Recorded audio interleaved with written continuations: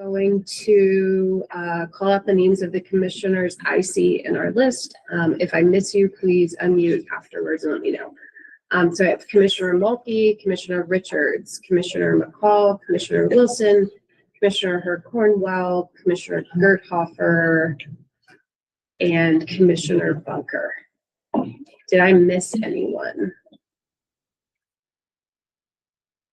Okay, great. I will turn it over to Chair Bunker.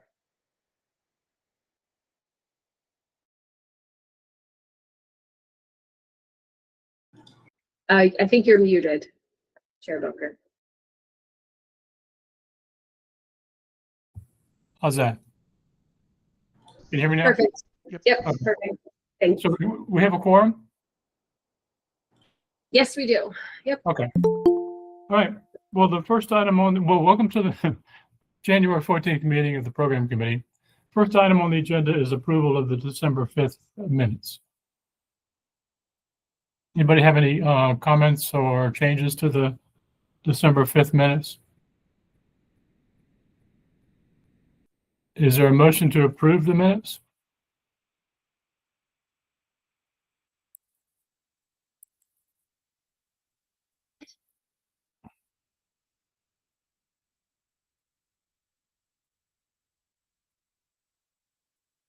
Does somebody want to make a motion to approve the minutes?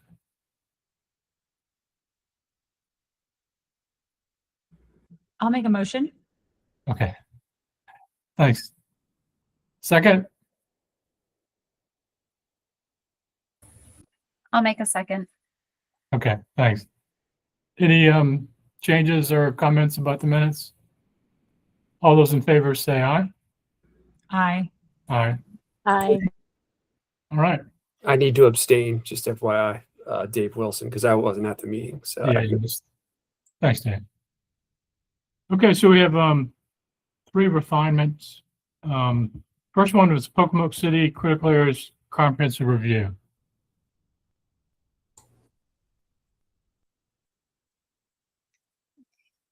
Hi, everybody.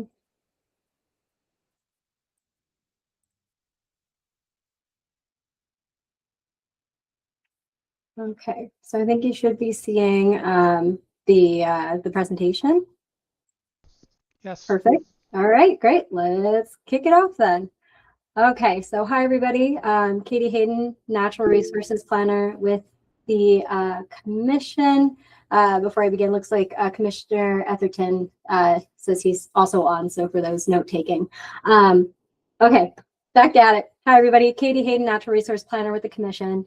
Today, I'm going to be presenting Pocomoke City's Comprehensive Review. This is being brought to you today for a vote. And let's dive on in. So Pocomoke City is located in Worcester County. It's along the Pocomoke River. The dashed white line just indicates the Pocomoke City's boundary. And this dashed red line here shows effectively the city's original critical area boundary. At the time of mapping this critical area, again outlined in red here, in the 1990s, it was determined that this area fit the exclusion requirements of Natural Resources Article 8-1807, so it was mapped as excluded. As such, the city's critical area program essentially consisted of a singular paragraph that stated any development activity within the 1,000 feet of the river or wetlands would comply to the greatest extent practicable with critical area criteria. Now, since the original mapping, the city has annexed critical area from Worcester County, that's shown here in light green. So now the city has RCA, IDA, and even LDA in its critical area.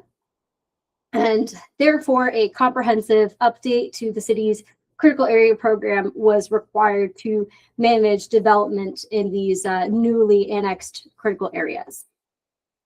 Ooh, there we go. In accordance with Natural Resources Article 8-1809, the city comprehensively reviewed its critical area program, and in September 2025, the mayor and city council of Pocomoke City adopted Chapter 206 entitled Pocomoke City Critical Area Program. Now, since this comprehensive update meets the purposes, policies, and goals of critical area law and the standards for comprehensive review, commission staff recommend that commissioners concur with the chair's recommendation to process the town's comprehensive review as a refinement and to approve this refinement with conditions that will be discussed later in this presentation. Okay, so Chapter 206, the city's critical area chapter, is based on the Commission's model critical area ordinance for municipalities. This model effectively provides all the basic elements of the state critical area regulations, including but not limited to development standards for the RCA, LD, and IDA, density and use standards, amendment procedures, variance procedures, and enforcement procedures, just to name a few.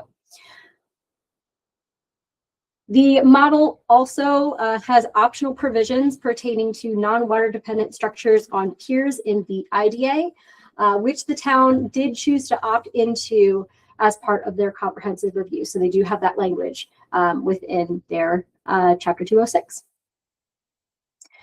Now, regarding habitat protection areas, Part 12 of Chapter 206 reflects an updated inventory of locally significant habitat and species as required per COMAR during a comprehensive review.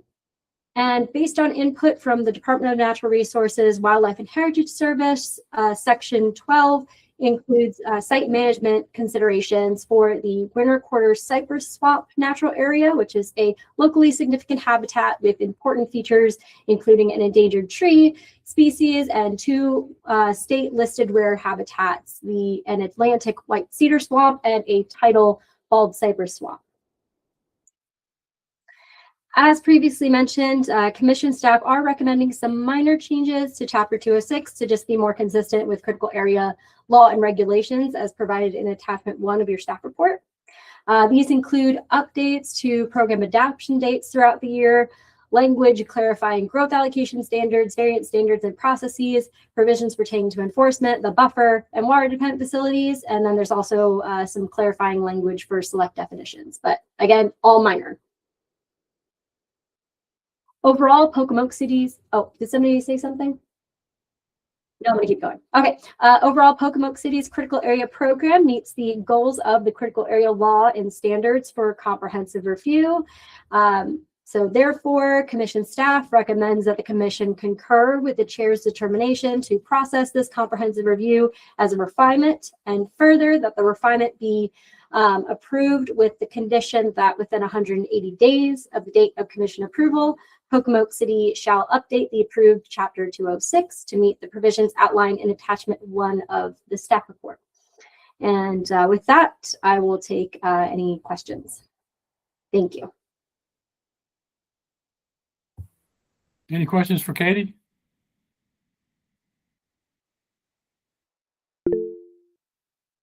Yes, Commissioner Wilson. Yeah, is there anyone on the call from Pocomoke City? No, Melinda Stafford wasn't able to make it today. Okay, sorry. Yeah.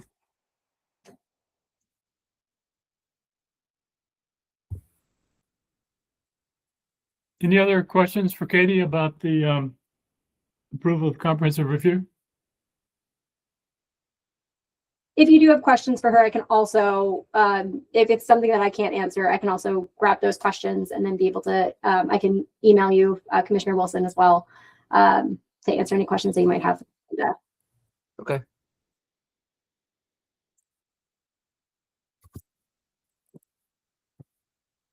Any other questions or comments? Okay, so we're looking for a motion to concur with the chair's determination of refinement for the Pocomoke City Comprehensive Review.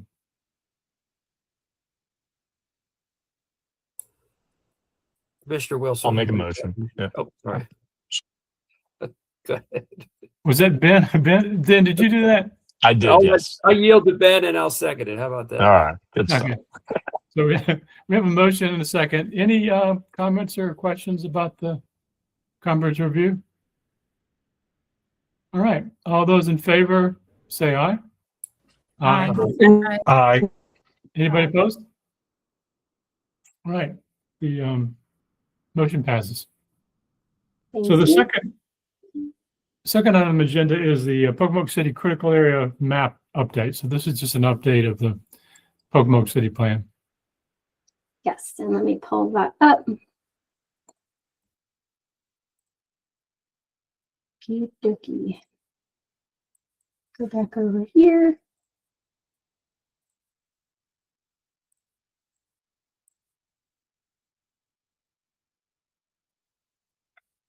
Okay, and now you should be seeing the map presentation.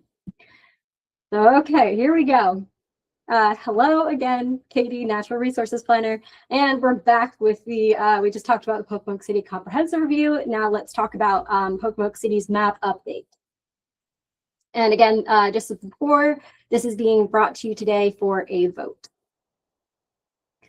Okay, so again, as presented previously, Pocomoke City is located in Worcester County along the Pocomoke River. Again, this dashed white line indicates the outline of the city's boundary. And the dashed red line here outlines the city's original critical area boundary. Now, the map update reflects, again, the areas that are the critical areas that were annexed from Worcester County, including these areas here in the RCA, the IDA, and the LDA, and also some RCA spots over here and here. The map update is also reflecting the change in the 1,000-foot critical area boundary, and that is based off of the mapped shoreline, which is the blue line that's shown here, as well as mapped tidal wetlands, which is this yellow line that's shown here. And the red line, the solid red line that you can see with my cursor, that is the current critical area boundary, and the green one is the proposed critical area boundary. So here you can see where that 1,000-foot boundary has been effectively like receded because of the mapped the receding in the tidal wetland. And over here, you can see where the critical area boundary has been expanded because of the expansion of the mapped tidal wetlands. And here I've highlighted in orange the areas in Pocomoke City where the critical area has been effectively expanded. So it's outlined in orange.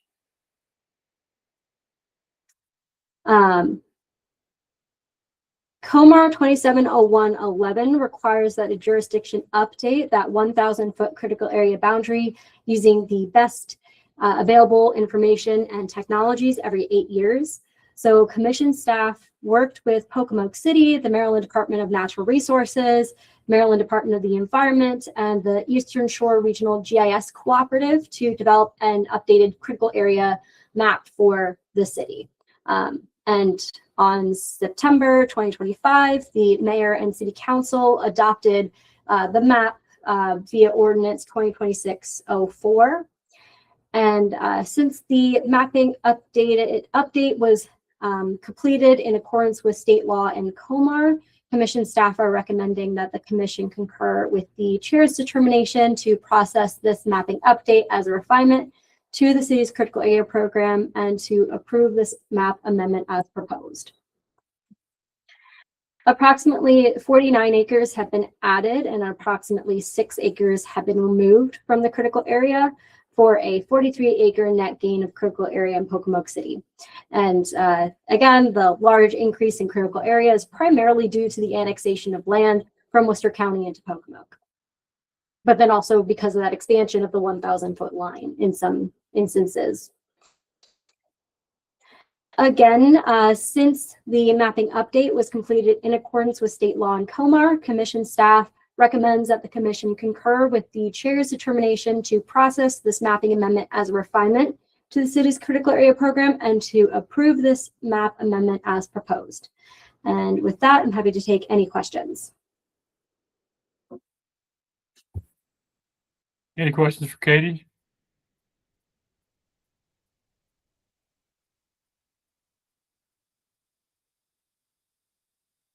Okay. Hearing none, is there a motion to concur with the chair's determination of refinement for this item? I'll make a So motion. moved. Second. Okay. So we have a motion and a second. Any other comments or questions about this item? Okay, all those in favor say aye. Aye. Aye. Anyone opposed? The motion carries. Thank you again. Thank you.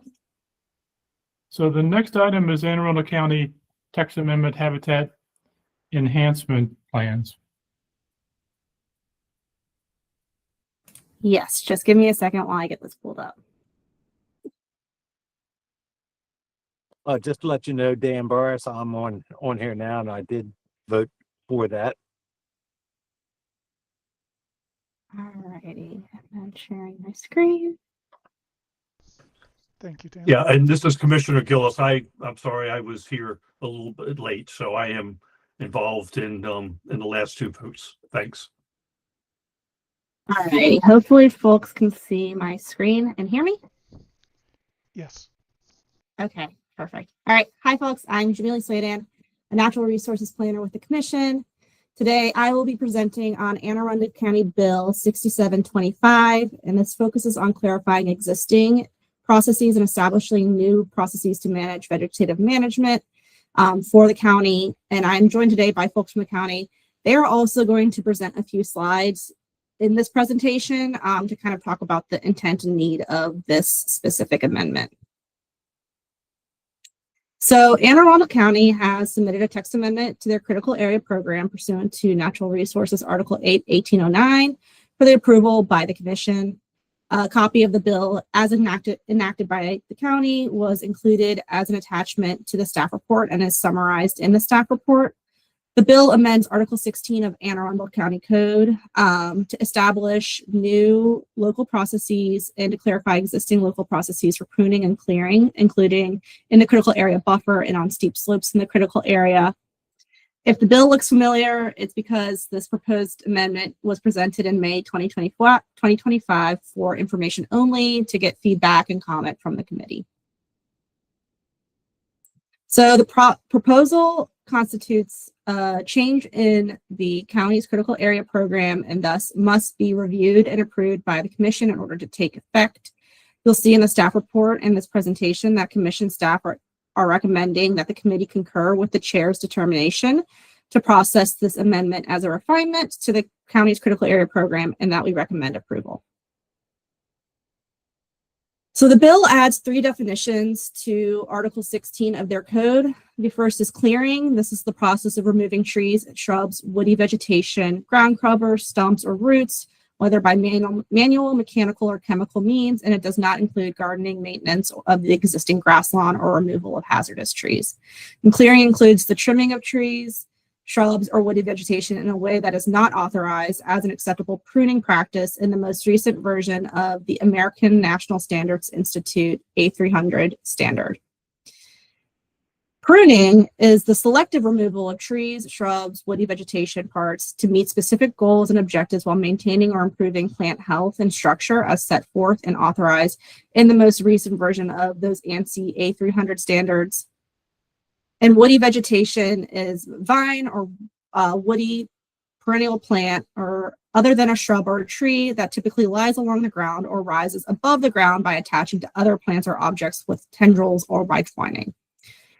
As a note, and to address feedback heard from the committee in May, the definitions for both clearing and pruning were explicitly tied to those ANSI A300 standards.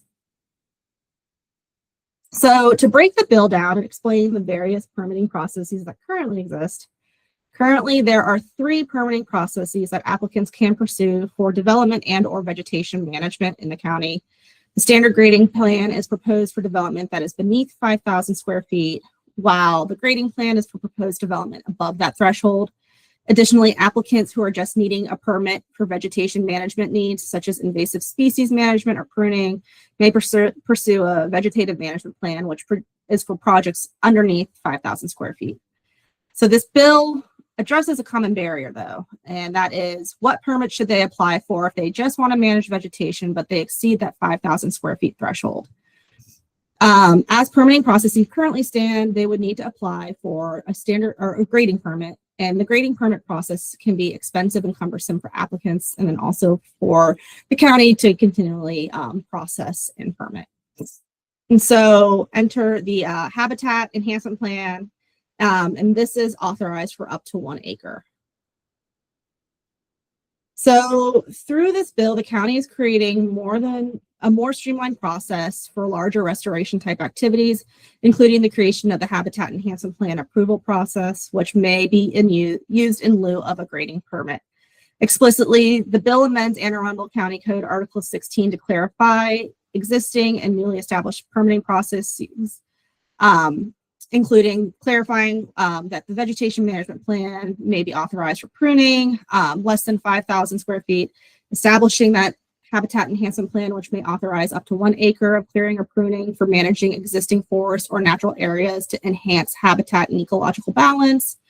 It codifies that vegetative management plan and a habitat enhancement plan may be used in lieu of grading permits, provided that they meet the following criteria: that earth disturbance or root extraction is only allowed with county approval. Standard sediment and erosion control plans that are approved by the Soil Conservation District are required for plans greater than 5,000 square feet and up to 1 acre. And then mitigation is required at a 1-to-1 rate for trees and shrubs that are cleared, but they must be replaced with trees and shrubs as approved in the plan. And then no mitigation for pruning is required. It is important to note that underneath the authorization of a habitat enhancement plan or a vegetation management plan, clearing of vegetation for activities related to development or in preparation of development applications are not allowed. Disturbance resulting from clearing and pruning for development applications will be mitigated at the appropriate rates and as outlined in COMAR and the county's code. This could include higher mitigation rates required if there's clearing occurring in an HPA or in FIDS, and that is associated with development activities. And to highlight when a VMP or an HEP, the two vegetative management plan or habitat enhancement plan, are applicable, the table breaks down explicitly when pruning and clearing would require these approvals through these specific permitting processes. Specifically, the bill purposely calls out when approvals are required and at which thresholds they are required at, especially within environmentally sensitive locations, such as within the critical area buffer and on steep slopes. Additionally, the bill prohibits the applicant from performing piecemeal clearing, grading, or pruning activities that would cumulatively exceed any of those allowable thresholds. So to expand on the new habitat enhancement plan, this permitting process is intended, again, for managing existing forests and other natural areas to enhance habitat and ecological balance. In the draft permitting guidelines that were included as an attachment, they outlined some of the types of activities that may be approved under these processes, including pruning for health and safety of vegetation, non-commercial timber stand improvements, and the eradication of non-native species, non-native invasive vegetation, and the planting of native species. Again, the plan is intended to create a new process outside of the grading permit process that would allow property owners, nonprofit organizations, homeowners associations to conduct such activities. And again, it is not intended for any sort of development activities. So with that, I'm going to turn it over to the county, who have prepared a few slides to kind of go over this purpose and need and intent of this habitat enhancement plan. Thank you, Jamili. Good afternoon. My name is Raghu. I'm the Assistant Director for Inspections and Permits. I also have Nathan Markline, Code Enforcement Administrator, with me on the call. Thank you for your time. Do you want to skip to the next slide, Jamili? Yeah. So speaking to the purpose and the intent of the bill, so the bill does a couple of different things, and the bill is a byproduct of a tree work group that was formulated about a year and a half ago, that included staff from Inspections and Permits, Office of Planning and Zoning Critical Area Group, Department of Public Works, and also several folks from local watershed groups, River Keeper, and also a couple of environmental groups. One of the things that the reason for the bill was to make sure the way the Article 16 was written and the way the county's Article 17 was written, the definition of clearing was not really specifically tied to how vegetative management happens, and that caused some ambiguities with either permitting or also enforcement. And there was a recent judge's decision which did not agree with the county's enforcement. So that gave us an opportunity to say, how can we untie clearing from development and maybe tie more directly to either the vegetative type of activity or the vegetative management. And that's where the pruning came out. And it specifically ties to ANSI 300, which is an industry standard.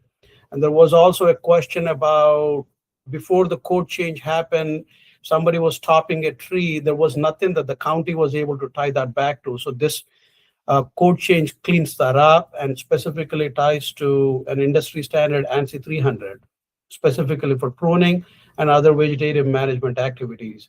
And like I said, this removes any perceived ambiguities with enforcement, including with the clearing. It adds a definition for woody vegetation. And also it helps provide a definition for clearing, pruning, and woody vegetation.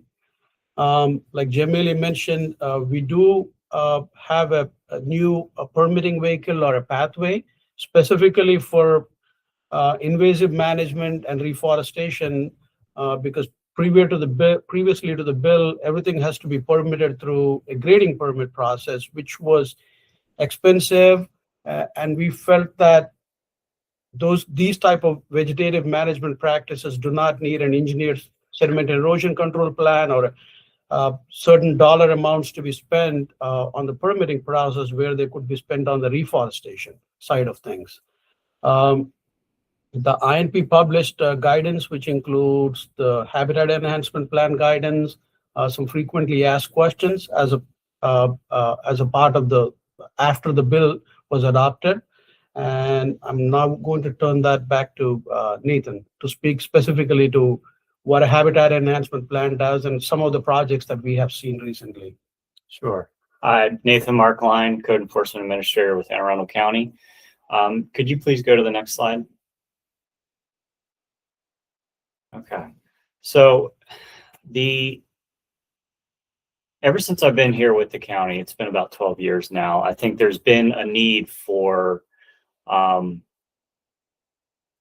permitting vehicle to allow these voluntary ecological restoration projects that all of us are kind of pushing for landowners to do. You know, we've got nonprofit partners that are seeking restoration opportunities. We've got landowners, they don't want to develop their land. They want to keep it as forest, but they have an understanding of invasive species, vines, the detrimental effects that can have on the overall ecosystem services and the overall tree canopy. Because if you have the tree canopy completely overtaken by vines, you don't do any management, eventually those trees succumb to that coverage and pressure, and we actually start to lose canopy if we don't do any maintenance or management. A lot of these larger mid-sized, larger properties that want to do this invasive management, those management areas, the areas covered by the invasives, they're greater than 5,000 square feet typically. And then we would have a lot of applicants come in to us seeking to do a vegetation management plan, but their site was over 5,000 square feet. And it wasn't going to effectively like clear the land of the forest and actually convert that to a different usage. But just the act of clearing more than 5,000 square feet of the invasive vines or invasive species shrubs in order to prepare that site for restoration plantings required either a phased approach in these small phases or seeking a grading permit. So the grading permit in itself might take 6+ months to acquire. On the low end, I've heard quotes of, $6,000 plus just for the engineering stamps and surveys. And if it's a more detailed plan that requires a lot more engineering, you're looking at 10,000, 20,000 and up. So a lot of these projects, they're working with limited funds and spending all of those funds that they want to use on the management and the restoration plantings on hiring an engineer and a surveyor is kind of working against, I think, all of our goals, especially the nonprofit partners that are trying to work with limited grant fundings, get as many projects done as they possibly can. So, the Habitat Enhancement Plan is intended and would be used to facilitate these projects in a way that's the most efficient and most effective. We can engage more landowners, more HOAs, more nonprofits to try and push forward these restoration efforts. It's just taking down roadblocks and facilitating greater partnerships and working. The other benefit to it is, a lot of these projects, they're designed and implemented by natural resource professionals, whether those are licensed foresters, qualified professionals, landscape architects, or nonprofit partners. Those folks in the natural resource profession field, they don't necessarily have an engineering stamp, so they can't approve and design a grading permit, but they can lay out a solid management and long-term maintenance plan for these habitat restorations. By requiring a grading permit and an engineer, you've got somebody that's less connected to that site, less connected to what's a successful restoration project, kind of designing that. So it really keeps the design in the hands of those that are best qualified to do these kind of projects. And as Raghu had mentioned, as a part of the review of these projects, we're going to be constantly, making sure that whatever is being proposed is for a restoration activity. So anything that comes through that is requesting to clear areas of invasives out, but not proposing to restore those, that would be looked at as clearing and development and would be pushed towards the grading permit review process. So we're not trying to create any kind of loopholes for development. It's strictly to facilitate these beneficial voluntary restoration projects. Can you go to the next slide, please? So, and we also wanted to impart the fact that we intend to have the applicants working directly with IMP forestry staff throughout the entire process. We envision a new applicant contacting the department, saying they would like to do one of these projects. And the first step is going to be one of our foresters goes to the site with them, takes a look at the site, their proposed activities, and helps, either determine that what they're looking to do should really be done with a grading permit as part of a development project, and we'll recommend them that way. Or if it is the type of restoration project, enhancement project that would be best used with the HEP, start talking with them through the kinds of information that we're going to need on that plan to really make sure that their plan is solid, their future maintenance plan is solid, and there's little to no risk to that site. So we would work that with them, pre-submission. Once they submit that application, we're going to be revisiting the site, kind of comparing that final plan submission to site conditions. And then also we'll be doing follow-up inspections during the process. And then if there's, when there's restoration plantings that go in, we'll be doing follow-up inspections on those. So we'll really be hands-on with these start to finish. Next slide, please. So this is an example of a project that occurred, I think it was 2023 or 2024. I can't remember exactly. But the community village of Middle Cove applied for a grant through Chesapeake Bay Trust. They had a old tennis court that was built in the 1970s. The community had not used it since the 90s. It was old, decrepit, but the site was not naturally regenerating because it was still covered with the old tennis court hardscape. The tennis court area was roughly 11,000 square feet. So their intent with this project, they wanted to remove the tennis court and actually afforest that area, convert it back to native healthy forest. Because that tennis court was over 5,000 square feet, we had to require them to get a grading permit, which slowed the project down by about 6 months. And I believe with this one, Arundel Rivers, they were able to do most of their drawings in-house, but just solely to get the engineer to stamp and approve the plans and hire the surveyor. So this was kind of bare bottom cost that they incurred just to get this project through the grading permit process was $6,000. So that's on the very low end of somebody who's capable of creating their own scale drawing set. Just to get those stamps and surveys was $6,000.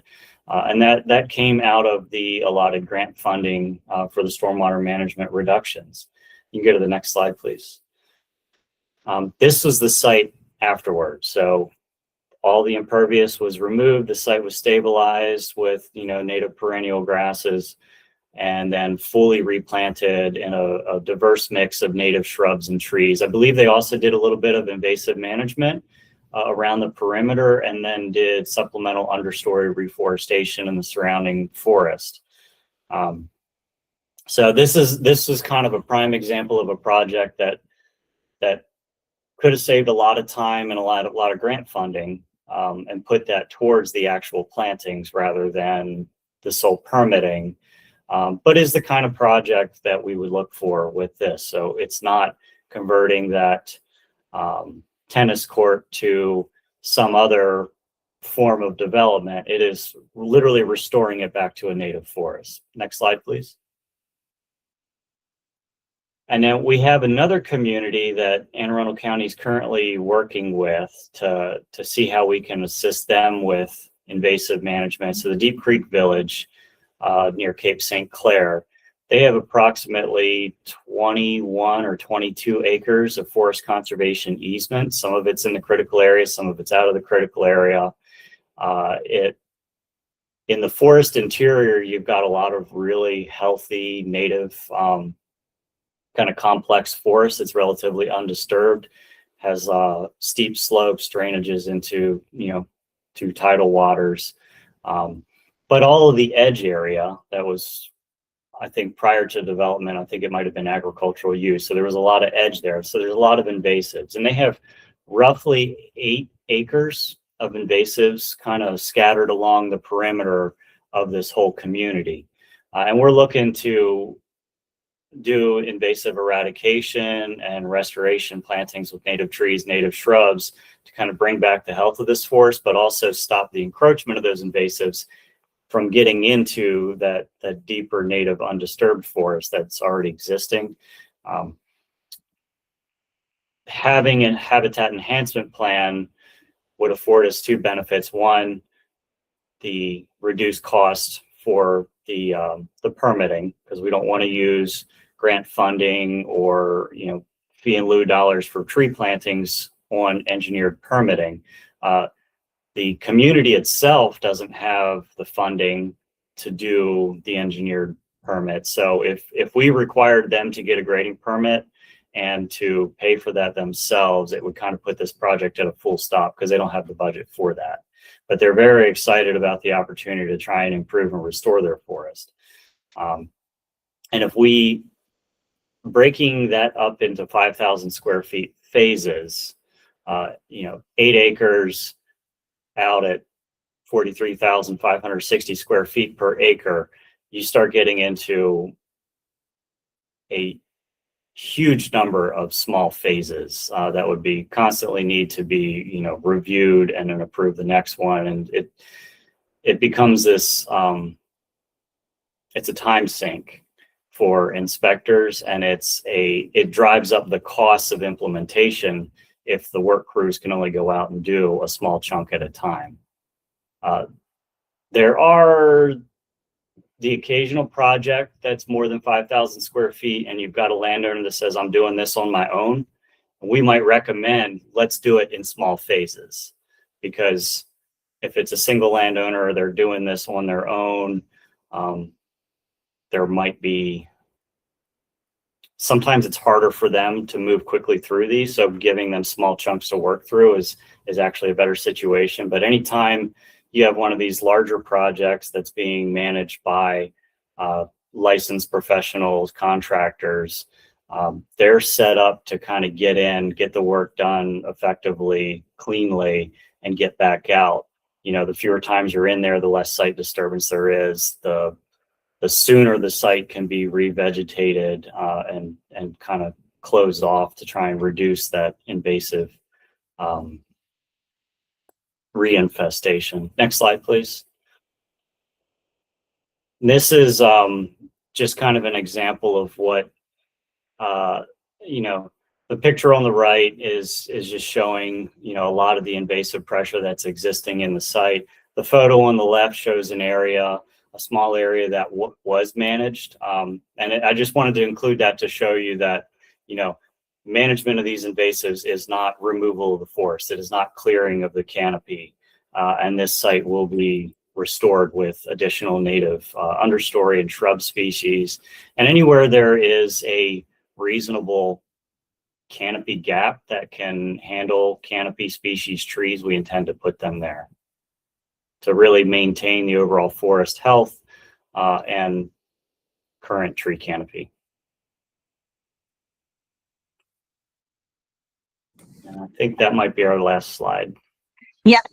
Thank you both so much for providing that background information and those examples. So again, the proposal constitutes a change to the county's critical area program and thus must be reviewed and approved by the commission in order to take effect. You'll see in the staff report and in this presentation, commission staff is recommending that the committee concur with the chair's determination to process the text amendment as a refinement to the county's critical area program, and that we recommend approval. And so with that, I will turn it back to the chair. Any questions for the commission or the county staff about this proposal? Okay. Thanks also for county staff elaborating on what the real need for this. Obviously, we don't want people removing high quality shrubs, you know, mountain laurel, et cetera, from their woods when they don't have to. So I was curious about that. So thanks for that. I was just wondering who's the arbiter of what enhancement is? The law is, I like the way this is written, but it could also, you don't want homeowners who have a perfectly healthy forest being able to remove, you know, high quality shrubs and understory and say, well, that's enhancement. I was curious. I had a couple questions, but that was one of them. I was just curious about that. Sure. Our IMP forestry staff would be reviewing all those applications. And if it's a request that's coming in to remove native healthy shrubs, that's not a request that we would be approving. So we would kind of be a filter on that. Okay, great. The other question I have is about the mitigation requirements. I mean, if you don't, I don't think the Critical Area Commission would want to require mitigation. If someone takes out 10 wisteria plants, they shouldn't have to plant 10. They shouldn't have to mitigate for that, right? Am I reading that right? That they would, because I don't think that they should, right? Correct. So I think each case that comes in is going to be its own unique scenario. And I think the invasive pressure of the site is going to dictate the exact restoration plantings that would go back in. And you taking into consideration what kind of native healthy natural regeneration is existing, what percentage of the vegetation is being removed that is invasive while retaining those natives. But if it's a site where it's 100% invaded by wisteria on the understory, and once you remove that, there's nothing remaining, we want to get a solid jump start on that that regrowth process, and we want to get enough natives in there to start getting ground cover or ground shading to kind of reduce that reinfestation. And any time there would be a canopy gap created, say there was removal of a few tree of heaven trees, we would want to see canopy species trees going back in that gap to fill that back in and maintain the current canopy. Okay, great. I mean, woody plants that spread through rhizomes are really just one plant anyway, so you could make that all, I guess, right? Yeah, I think maybe it's more applicable to say we want to ensure that the forest and the habitat and that understory, midstory, and canopy layer remain intact. So whatever restoration is required to get there, I think that's going to be a part of that review process. And that's where we take a lot of input from those resource professionals and the nonprofits that are kind of bringing these projects to us. And then we're giving our thoughts and input, and we're kind of working out what's best for that site. Okay, thanks.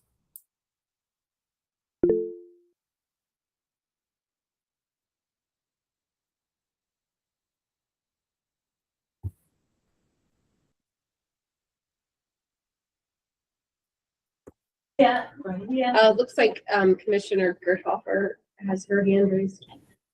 Hi, yes, thank you. Quick question, and I just want to make sure we're not stepping on other groups' toes, because obviously you have references to the Atlantic or the critical areas in here. You also have reference to Soil Conservation District and Forest Conservation. Has Soil Conservation District and / or the DNR group with forestry provided comments, or are they going to get the opportunity to also provide comments? So from the county standpoint, we coordinated with Anne Arundel County Soil Conservation District to get their approval on the standard plan for erosion sediment control. We also provided MDE for their input and feedback, and they were okay with the county's proposal. Maybe Jamile can speak to the DNR piece of it. I don't think we have coordinated with, because we're the Critical Area Commission. I don't think we've coordinated with any folks over at the Department of Natural Resources for their approval or authorization of this amendment. I don't like WHS or whomever. Okay. I just mentioned that because I keep seeing about the FCEs, and I know in the past when I worked with that, DNR does do that, but it's not the Critical Area Commission, obviously. It's the forestry side of DNR. So I just want to make sure we're not approving something outside of our realm. Obviously, we could approve anything with the critical area, but I just wanted to make sure we weren't providing a stamp for forest conservation references too. If that makes sense.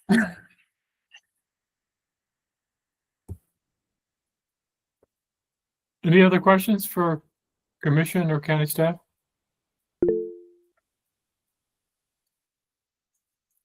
Chair Fisher? Thank you, Committee Chair Bunker, and thank you to the county for attending today and walking us through all of this. Certainly appreciate the intent of what is proposed here. I just have a couple of questions which may fall under the category of dumb, but I figure I should ask them. The first one being, again, understanding the intent is restoration. In the ordinance itself, that comes through in the purpose of a habitat enhancement plan.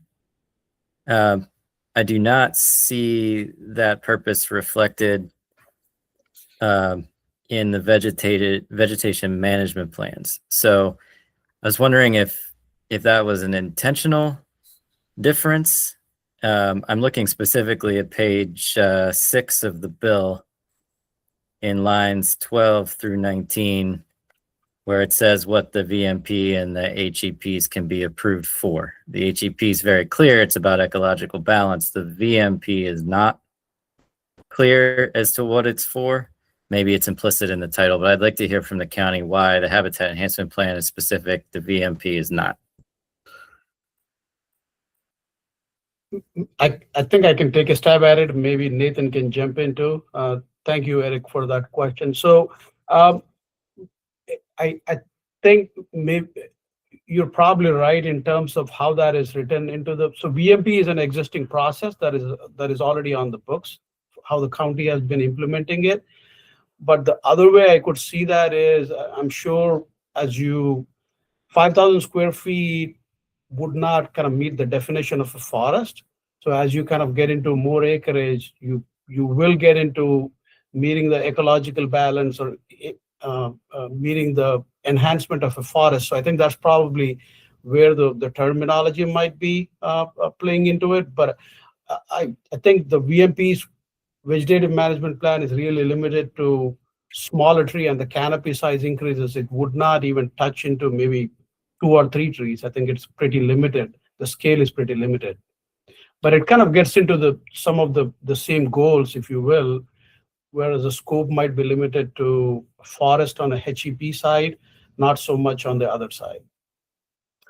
Yeah, and I believe even though it may not specify the intent in the actual code itself, if you were to look at the vegetation management plan application and the guidelines on that document, I believe it does state that it is not for clearing for development. And that's how we've always implemented the review. So if we would get a project in that's requesting to clear 2,000 square feet of trees because they want to put an addition on their house, we're going to say this is clearing for development. You need a standard grading plan or a grading permit and the associated whatever the other development permit is. So it may not be spelled out directly in the code, but it is spelled out in the permit application document itself, and that is how it's historically been implemented and would be reviewed going forward as well. Okay, that's helpful. Thank you. And then I think your explanation sort of leads into the next question I had, which is there's this distinction between restoration and clearing for development. If we're clearing, say, for a view, so we're not building anything, but we want to see the water better through our forested buffer, is that also considered clearing for development? How does the county adjudicate that situation under this bill? If it is a proposal to clear native healthy trees and shrubs solely for view, and there's not another underlying reason that is actually a benefit to that site, it's just not something that would get approved.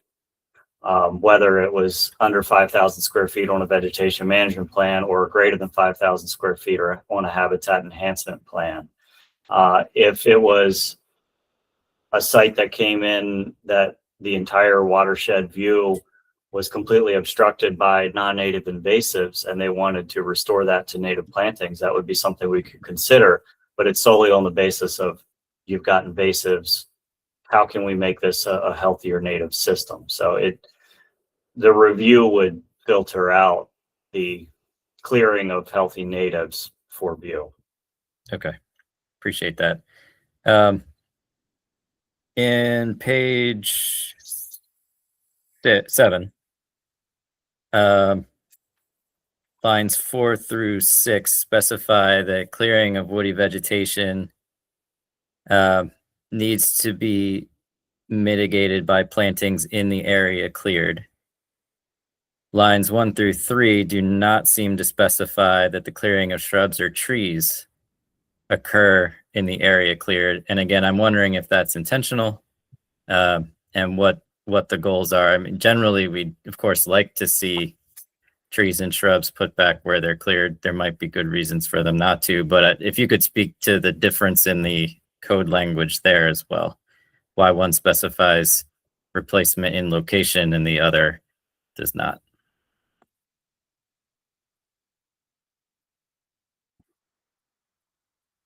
I do not know why that was written separately, but I do not believe there was any intent to distinguish those two. .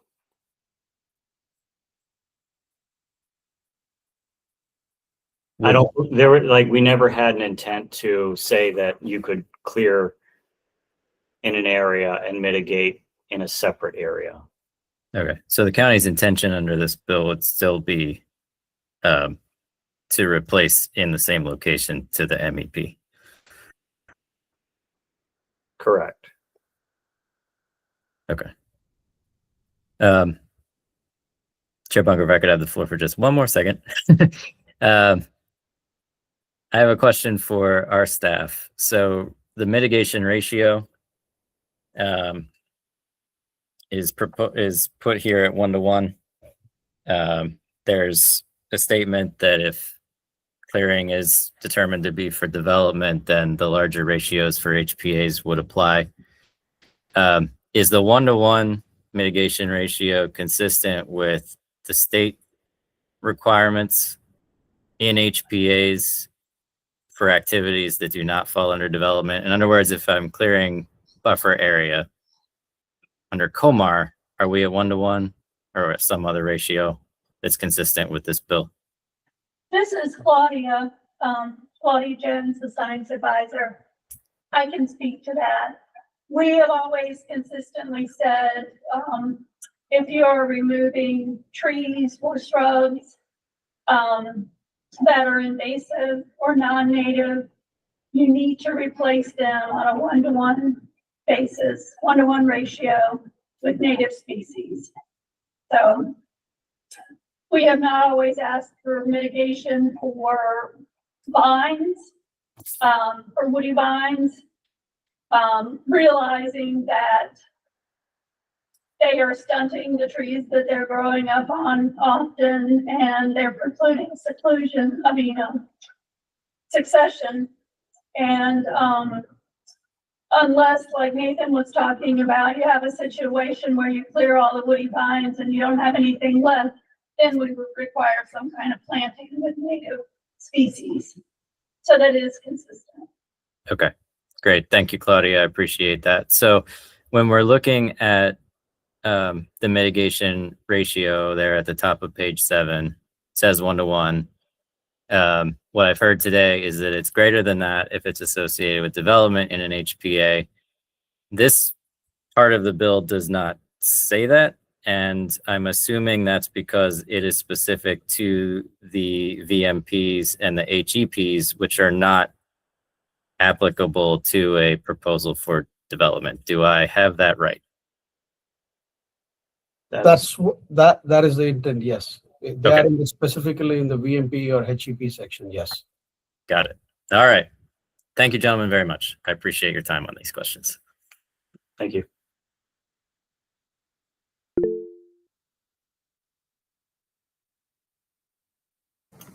Yes, Kelly.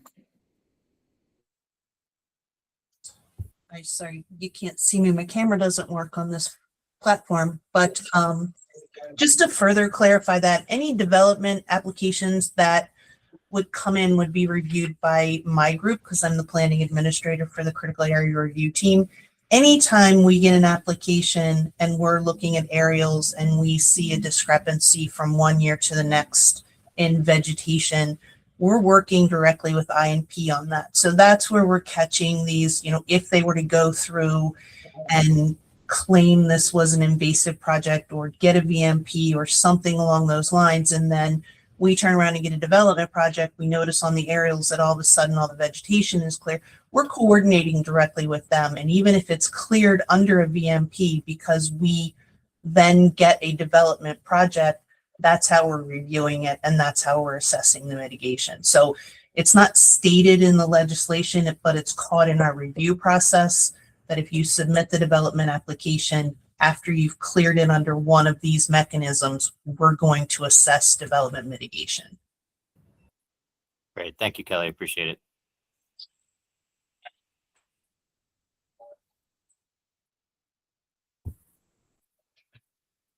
Any other questions or comments?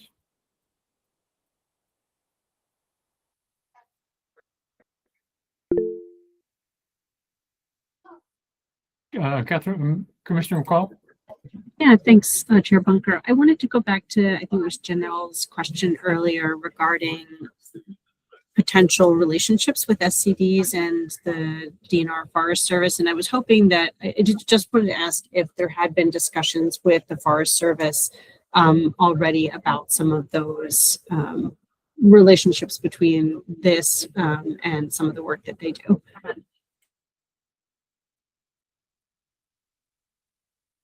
We have not, from the county side, we have not specifically reached out to DNR on this, but we can connect with them to see if they have any specific feedback or suggestions on the implementation side of things. And I think we have been working with them offline on this whole management of forest piece, but we have not specifically reached out to them on this specific bill. But we did coordinate with Soil Conservation District on the habitat enhancement plan. Okay, yeah, thanks. It came up kind of both on the SCD side and DNR side. And so maybe same question maybe to critical area team, because I think that was an issue that hadn't come up when we saw this the first time around. Yes, that wasn't any, I don't think this connection came up during the May 2025 meeting. But we have not reached out to Forestry Service with DNR either on our end. All right, thanks for clarifying.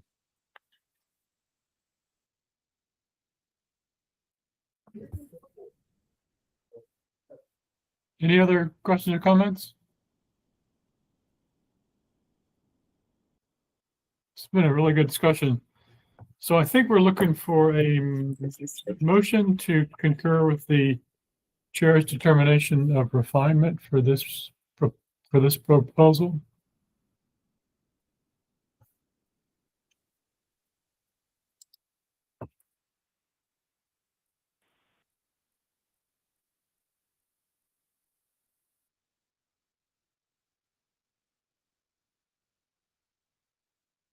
Is there a motion to concur? I'll make that motion. Thank you, Mr. Richards. Second? Wilson will second. Dan Burris. I think Commissioner Wilson won on that one. Okay, before we go, any more questions or comments? I do have a question. This is Commissioner Gerthofer. Could we add another condition that the county also work with the Forest Service as part of our approval?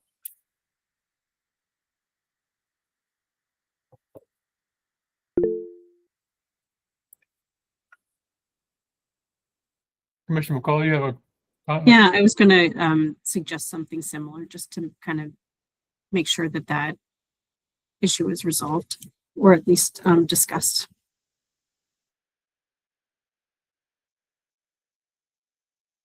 So we're talking about the state Forest Service because the county, it sounds like they have their own forester. Is it true? I have a question for the county. So, is that a conversation that you think you could have between today and the full commission meeting next week, or would you need it to be conditioned on the full commission vote as well? We can, Raghu, with the inspections and permits, we can reach out to them, but I'm not sure. A week might be, the turnaround time may not, maybe too quick. So we'll make an effort to reach out to them today and see. But this will need a little bit more information from the county side. I don't think we want to blindside with them with an email. I think this will need more coordination and explaining what the purpose and the intent of the bill is, or what is that we are trying to do. Okay. That's helpful. Jamili, I guess Emily, we're going to need to craft a condition. Right.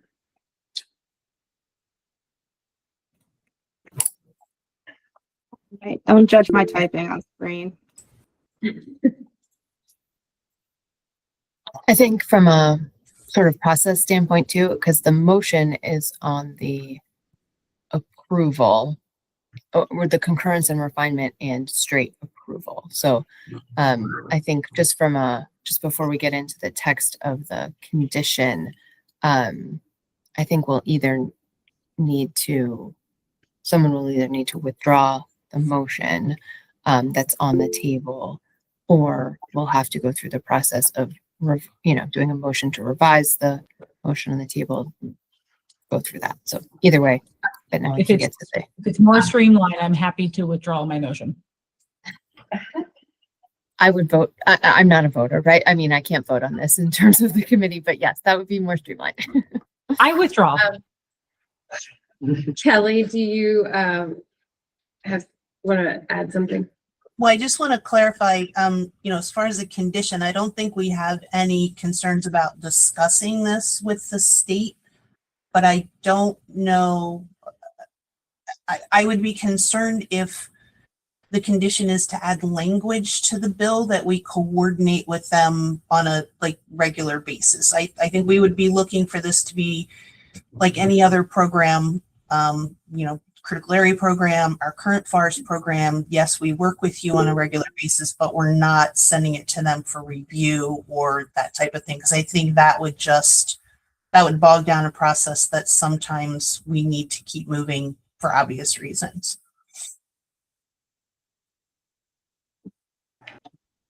Understood. Commissioner Gerthofer, did you want to? Kelly, I totally agree with you. From also having done in the past forest conservation reviews, I don't think it would be helpful to have them see all this on a day-to-day. I just mean in general, since there is reference to the forest conservation. Okay. Definitely not on a day-to-day. Too many cooks in the kitchen. Yes, thank you. Okay, so I think the condition would be that the county Coordinate. county shall coordinate or consult with, Department of Natural Resources, Forestry.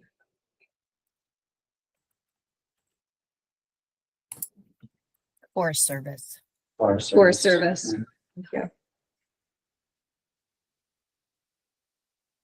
On the proposed bill. 1 second.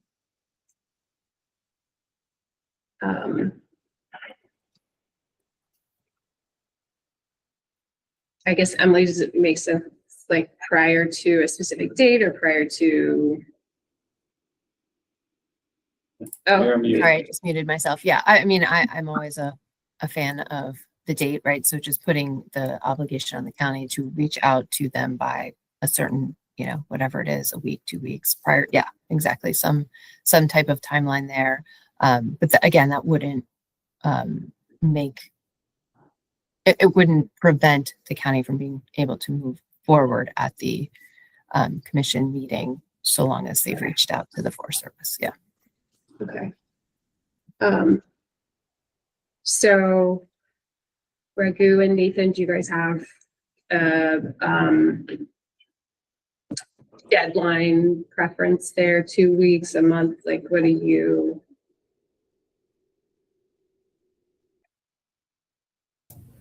So to what Kelly brought up, we will reach out to DNR. So are we seeking, I guess the condition was to just advise them of what we are trying to do, or I'm not sure. Is it nothing? Okay. Is that what we are trying to get? We'll be happy to explain what is that we are doing. I'm sure they'll have questions for us which we can answer to. So I'm just trying to make sure what are we work with the state partners on that side, but I'm trying to make sure we'll reach out to them sometime this week, but I don't know what the next step is going to be. Yeah. Thank you. I was going to say something to that effect too, like what, to ensure, to ask for comments, to whatever, like I'm making this up. I don't know where the committee wants to go with it, but yeah, I agree that there should be some kind of context for what this consulting will be.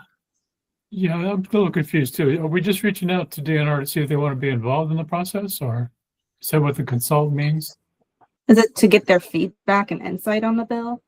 Yeah, Janelle, do you have something to add there? Yeah, I was gonna say to ensure it's in compliance with the forest conservation law since the forest conservation easements are referenced in this document.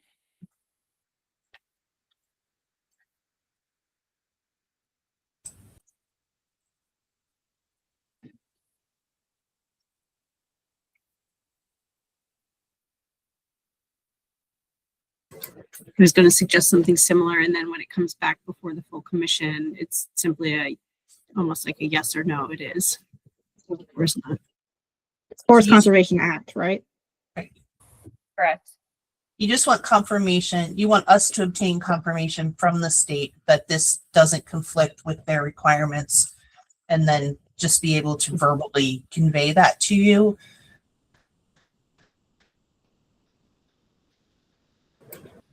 I think that would be helpful as part of when it comes before the full commission, yes. Okay, and then if, because like I said, we can't, like Raghu pointed out, we can't necessarily, that could take a little bit longer. Would we still be able to, if we don't get that from them before we go before the commission for the vote, could we still proceed and then have a potentially conditioned approval that we get that back to you within a reasonable amount of time? Because I would hate for this to get held up because we're just making sure they're okay with it. I think that makes sense. Emily, you're Yeah, agreeing with I'm that? nodding. I think that definitely makes sense, right? Okay. So this condition here would be, to reach out and let the Forest Service know about the bill and ask them for whatever comment that they have or feedback that they have on it. If you don't get a thumbs up or thumbs down by next Wednesday, then it would be up to the it would be up to the chair. This is a refinement, right? So it would be up to the chair to determine whether he wanted to then add a similar condition, sort of a proactive condition to ensure that the bill meets the FCA. That sounds reasonable. Okay. So next week, we're either giving you a thumbs up from the state, or at a bare minimum, Raghu and Nathan will be able to say that on January 15th, we forwarded the following email to confirm that we at least started that process. Okay. That works for That you. makes sense to me. Yeah. So does that lend itself to making the deadline a little bit further out?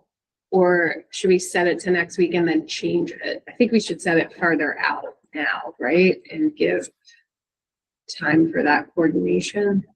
If you want it really clear, maybe we say that, the county has to have contacted the state by next week, and we have to have a decision from the state by whatever further date out, because we can always do it sooner, but that way it's very clear that, we need to at least reach out by next Wednesday, and we would be able to confirm that at the meeting. Okay. So then it would be Jamili, the county shall contact the Department of Natural Resources Forest Service by, Do you want to say like prior to the January 21st, 2026 February Commission meeting, the county shall contact? Yeah. I put that at the beginning. That sounds great.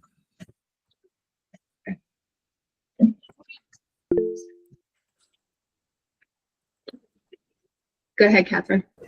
Yeah, and it sounded like you guys had a contact within the Forest Service. But if you do need me to help you connect with someone, just let me know, and I'm glad to help facilitate that, since this was something that hadn't come into the discussion at the first review and discussion. That would be helpful. Yeah, would this be Dan Coy? Would he be the best contact for this, you think? I can check. I was reaching out to the state forester and I can get you a contact. I would go with JT Bowers and Dan Coy. Okay, thank you. Thank you. So Emily, does it make sense to do a second sentence? So end the first one at Forest Service, and then a second sentence about receiving confirmation that it is in consistent with the Forest Service, or Yeah, I mean, we could either, yes, I think, yeah, we should have a second part to this. It could be a second condition, just to keep it cleaner. And it could be something like, again, throwing this out there for discussion, like when the county receives confirmation that it is consistent or in compliance with the Forest Conservation Act, the county shall forward that to the commission or whatever, something to that effect.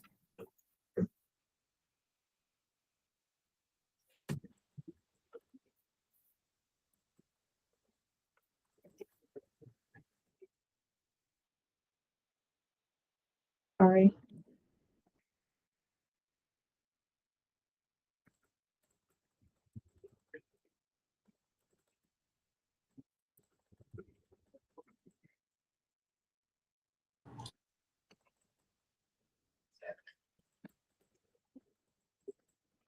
Should we have a date tied to this portion too? I mean, this is the hard part. It's not really going to be in the county's control, Okay. but that's not mine. I mean, that's just, I'll leave it up to the committee about whether they want to, but I just would point out that it would be difficult because It's, yeah, dependent on the forestry service. Yeah. Yeah. But we actively pursue their consent. That's the best we can guarantee. Any revisions to this as it's typed?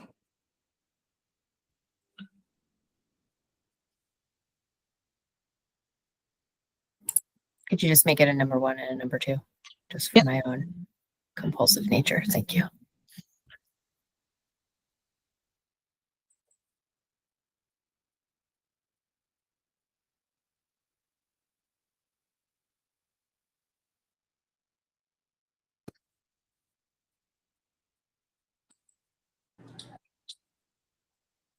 Okay. I think we can turn it back to Chair Bunker then. Motion? Okay, does everybody understand the condition that we're putting on the approval? All right, so we're back to a motion again. Motion to concur with the chair's determination with the condition as shown on the screen. So moved.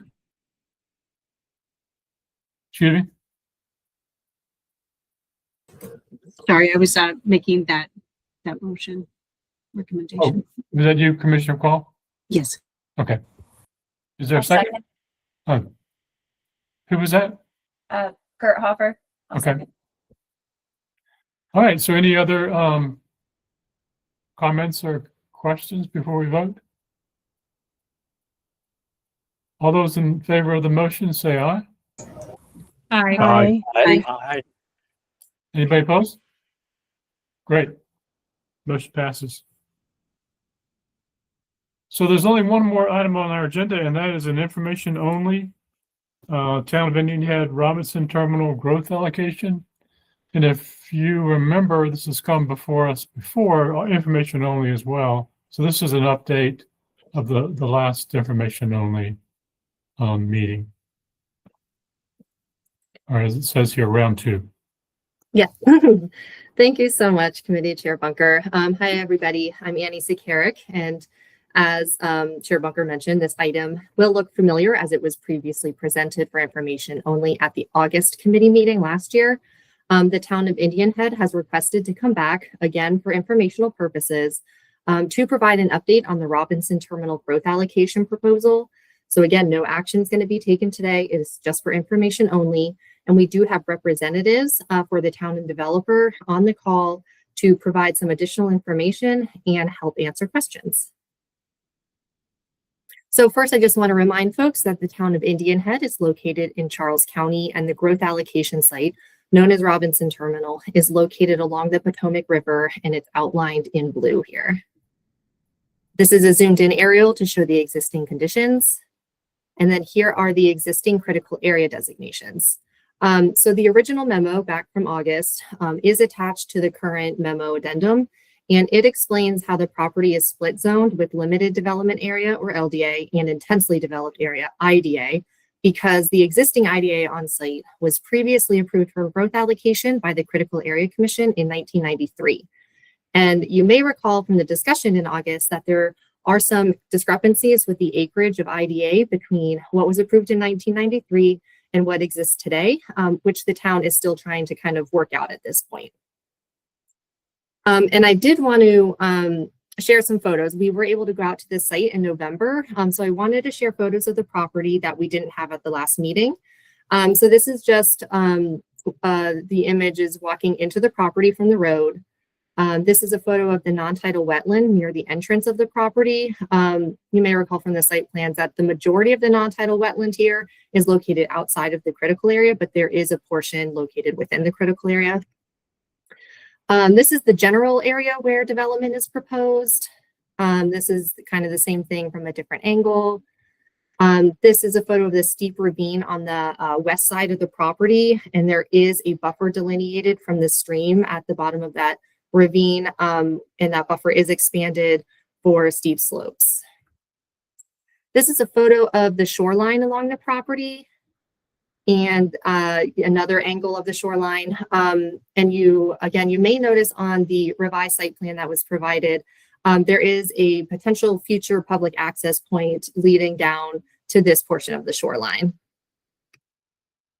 And so in the memo addendum that was provided, you will see an overview of the discussion and feedback from the meeting last August. The committee discussed options for how to address the mapping discrepancies from the previous 1993 growth allocation approval.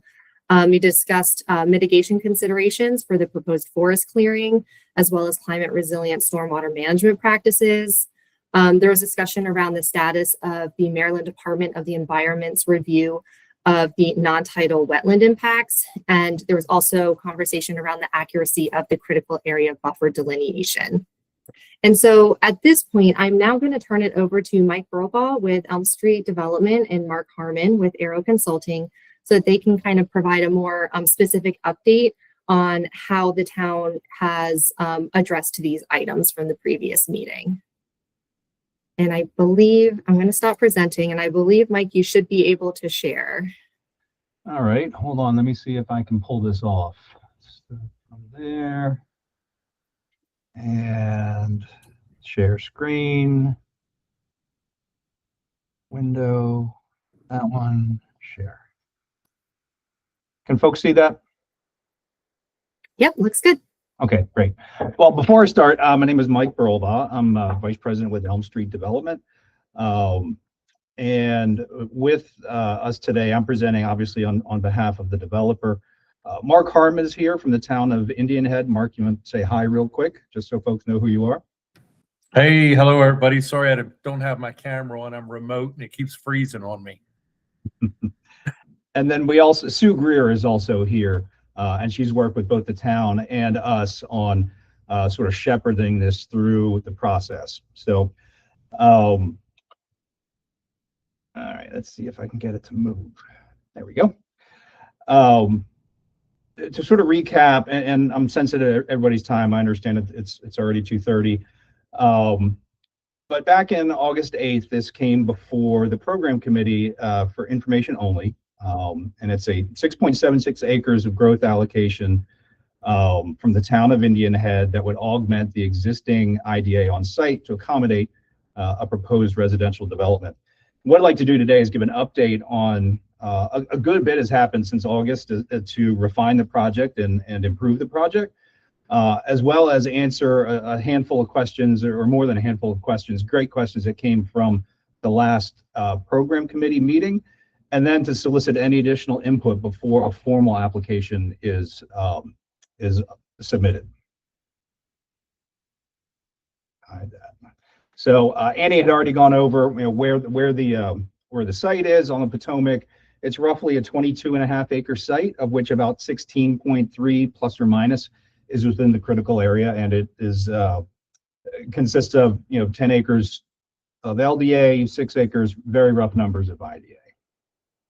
And then this is just a translation of the official map as it was adopted in 2021 and overlaid it on the existing conditions on the site. Wanted to give just a quick update because the concept plan that was shown in August of 2025 has gone through a good bit of refinement. And I think that's helpful just to understand sort of where we are. And it touches on a number of the questions, which I'll go through in detail later, but I wanted to give a high level summary first. On the left is the concept plan that was included with the package that was reviewed informally in August. And then on the right is where we are today. Now, and just to let you know, in high level, it's gone from 147 dwelling units down to 143. But probably more importantly, the buffer has increased from 2.45 acres to 4.84 acres. And that is due to an exhaustive delineation that was done for the stream that was the tributary stream on the south end of the site, which then once you strike that buffer and it intersects with steep slopes, the law requires that those get expanded based on a certain formula. So we took a good bit of time delineating that stream and then reviewing that with staff to make sure that we're in a spot I think folks can be comfortable with. So it did increase a good bit. Total proposed forest clearing has gone down by about an acre. Total impervious has gone down about an acre. And the reason for that is with the increased buffers, we've reduced the size of the townhomes. So instead of having around the perimeter 24-foot wide, they've gone to 22-foot wide. And we've introduced some houses that front onto parks as opposed to on streets. So that represents the reduction in the impervious. And then one of the bigger impacts, and I'll go through this in more detail later, is we took a lot of time in redesign, particularly the entrance. Now, most of the wetlands, the non-tidal wetlands, are not in the critical area. A little bit are. But our initial footprint was about 16,700 square feet of permanent impacts. Through reduced road widths and reduced sidewalk widths and introducing some retaining walls, we reduced that down to under 5,000 square feet. So here is a larger version, the current concept plan. The red dotted line shows the buffer as it's been redrawn, which again is a good bit more expansive than previously. What this concept also shows, what the previous concept did not, is providing a meaningful access down to the water through the buffer with a little bit of dedicated parking here. And that the location of that is important, that we located it where there's currently a canopy break. So I'd say there's limited to no tree removal to make that happen. We also co-located our stormwater management discharge at this point, so it's sort of doing double duty to get down through the buffer in a way that's least impactful. What you see on the right is the town has spent a good bit of time and dollars building a boardwalk along the Potomac. It does not extend yet to the Robinson Terminal property, but it's about one property or two properties short. And the town's master plan is to expand this up along the frontage of the water frontage of the Robinson Terminal property. And if and when that happens, the intention would be to have another connection point and a few more parking spaces so that you have another access to that amenity, because it's a tremendous amenity. I know staff and chair have been out there to see it.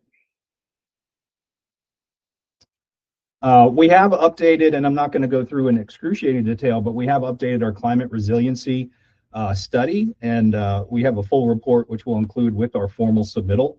But overall, it's moderate overall climate vulnerability based on all of the updated mapping that we have, and low to moderate community sensitivity. So the development as proposed is well outside the 100 and 500 year floodplains because of the elevation difference. Most of the development is 20 plus feet above a current mean high. So it's well isolated from any flood risk. Also with the stormwater management, we're proposing to manage, and I'll go through this in more detail in a little bit, 100% of the impervious surface within the critical area will be managed within bioretention and MDE approved BMPs. We'd be proposing drought tolerant landscaping, increasing the caliper size of plantings that we do, particularly in street trees, to increase our canopy coverage on day one. And And then also introducing things from a heat tolerance perspective, as simple as, lighter roofing colors, mandating that on our builders. Simply going to a weathered wood roofing versus black, you can reduce your roof temperatures by 20 degrees, which helps when you have 143 townhouses. Environmental equity, Sue Greer has been working with the town on this, and there is a full update to that we'll be submitting. Sue, do you want to take just a few minutes to talk about the environmental equity study you've done? Absolutely. So if the commission recalls, at our last meeting, we had submitted an environmental equity analysis based on factors that were presented as comprising that, because the state of Maryland had not yet released or updated its environmental justice map for purposes of this analysis. But at the time we came before you, it had just been released. So Chairman Fisher had a great recommendation, which was go back and use the updated tool. And interestingly enough, when we did that, if you recall, in our original environmental justice equity score, Indian Head in this particular parcel ranked in the 50th to 75th percentile. It does drop in the updated tool to the 25th to 50th percentile. So what does that mean, and why did that happen? It was really three factors, because the tool focuses on pollution exposure, and it removes, interestingly, the park equity score, which we still included in our analysis just so that the commission could see that Indian Head is located in an area where there are an abundance. They've done a great job of providing park and green space for their community. And in fact, this, as Mike just said, this project will actually provide some additional opportunities for them. So what's driving at the end of the day that pushing it into the lower score is when you remove the park equity score, then we have talked about the facility and the fact that, when you go into an interview, what do you say, right? My greatest strength is also my greatest weakness. So one of the greatest strengths of Charles County and Indian Head is the facility, that it focuses on energetics technology and the research, design, and production of ordnance. But that also means that the facility has been designated as essentially a Superfund site. And combine that with the socioeconomic makeup of Indian Head, both from income and the racial makeup of the town, that pushes it into that lower score of a sensitive population. So that is what I wanted to explain to the commission, drives it into a little bit into the lower, provides a lower, the 25th to 50th percentile, that reduction. But so that's the bad news, but what's the good news, right? The good news is we do know that Indian Head has an abundance of green space and park space, and that this project will provide additional opportunity. With respect to the environmental aspect and the facility is under an agreement. They're working with the state of Maryland, and the Environmental Protection Agency. There's an agreement in place. It has been in place, I believe, since the 1980s. And through that, the base is working on remediation of the environmental issues, as well as, and you'll see it, I'm not gonna, again, I know it's late in the day, but in our analysis, you'll see that they've also implemented enhanced environmental protection measures in their current processes to mitigate the issue and to address the issue. So there you have it. So now I wanted to go into some of the specific questions from the August 8th meeting. We sort of aggregated these into general topics, but the first question was about force mitigation, and that there's no prescribed mitigation ratio within the IDA. But the question was put back to us, okay, well, what would you propose? And this is still something that's evolving. But what we did was we contacted Wetland Sciences, who is our environmental consultant, and had them go out and do a report, which we will include with our submittal, and basically ask, well, where are the opportunities out here so that we can first and foremost stay on site. And this is an excerpt from their report. They came up with 4 general areas, some within the buffer, some outside of the buffer. What you see highlighted in red there are areas. There's 3 areas where number 2 is over here. Oops, over here. This large area here in that ravine, and then a smaller area over here that have high invasive pressure that really need to be aggressively mitigated and then replanted. So that's something that we would be proposing. There are canopy gaps within area number 1, which we would be proposing to fill those in. And although not part of tree removal, but there are some structures right now in the buffer that they're dilapidated. Obviously, we would be removing them, replanting them as well. All told, that's about 2 acres, a little over 2 acres of site improvement that we would propose. And then from there, I think we need to work with staff to figure out, what else could be done to improve the project and to address this mitigation question. What comes to mind first is to increase the canopy size of our street trees, as well as our landscape plantings and any mitigation plantings we do within the buffer, so that we get more impact on day 1 and we start to address canopy coverage. So that sort of combined approach is the flavor of what we think we're going to be proposing, but we'll work a little bit more with staff on that before we come back formally. But we would love some feedback from the committee on this as well.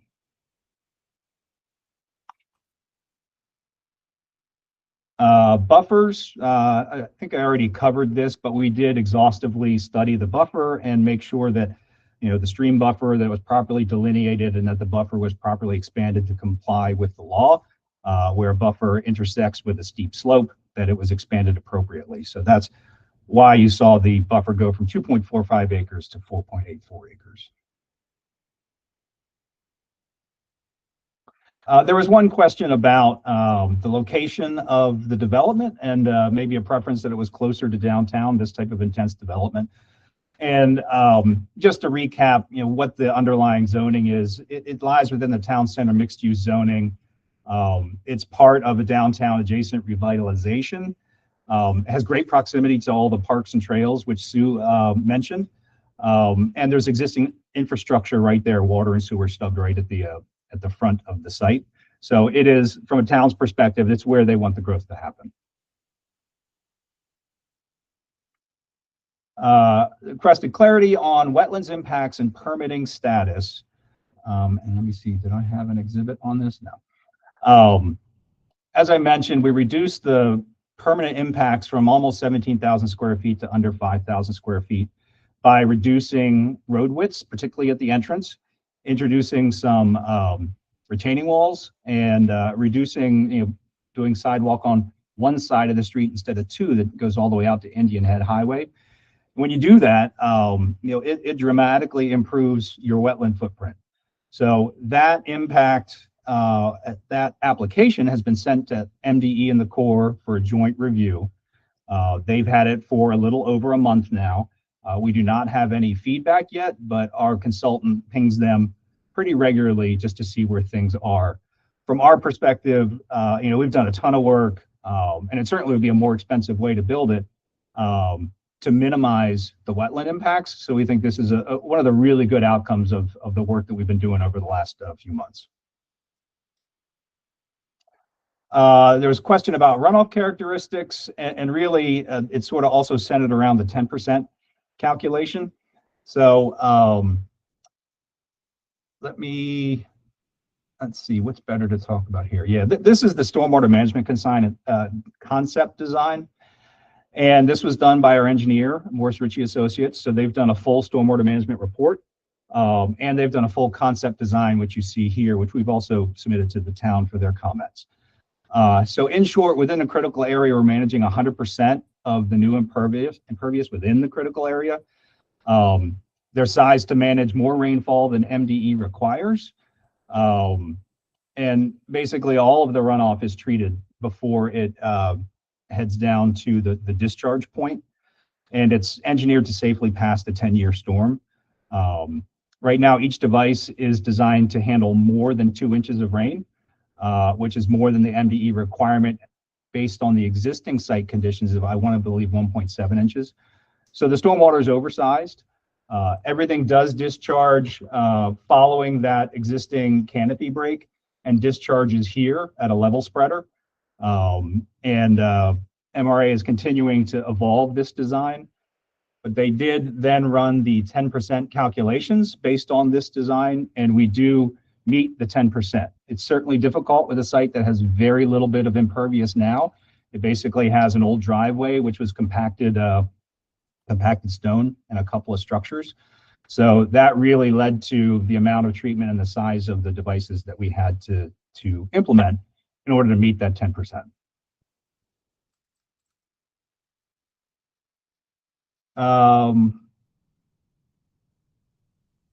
We talked about, Sue went through in a good bit of detail the environmental and the environmental justice issues. Sue, do you want to briefly touch on, and I know Annie had mentioned that the town's still working through this, but do you want to briefly touch on the 1993 mapping? And there was a question at the last meeting of why not just start fresh and start all over again? So do you want to address that, Sue?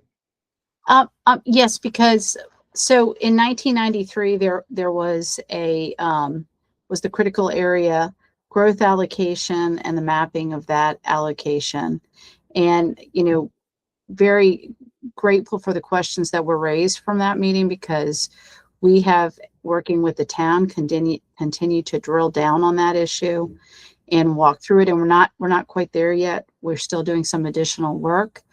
But since that time, the town, I think it was in 2001, updated its program along with its map and readopted its map. And then, as the commission knows, most recently, along with other jurisdictions throughout the state, there's been an update of the map, which has been readopted several times. So what we're doing at this moment, again, we have additional work to do.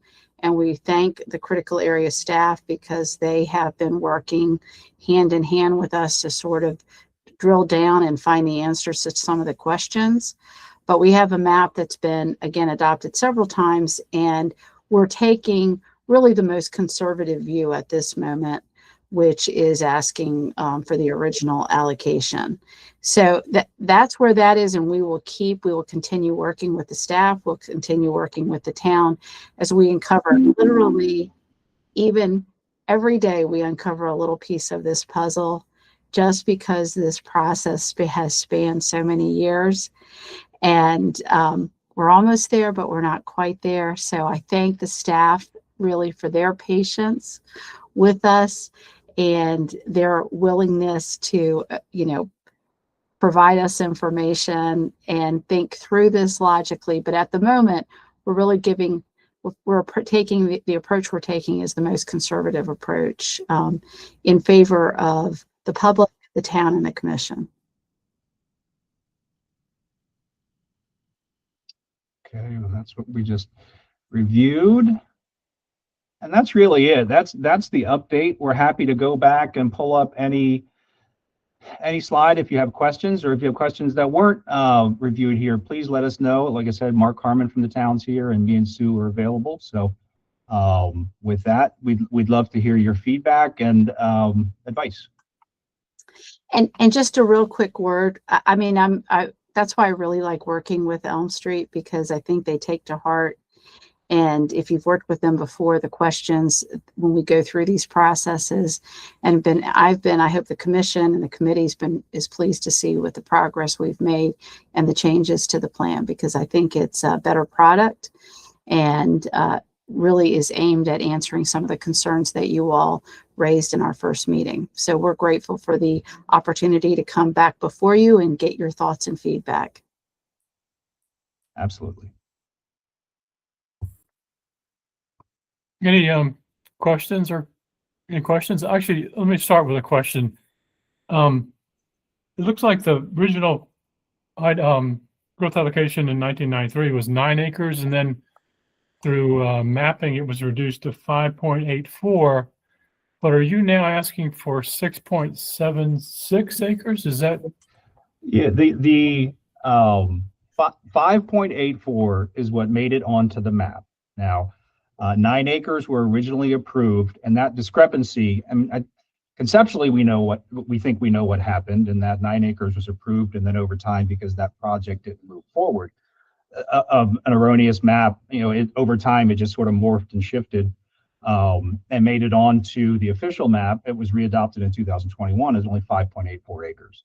So the 6.7 acre request that was approved by the town and is going to be forwarded officially here shortly takes that map as as fixed as the starting point.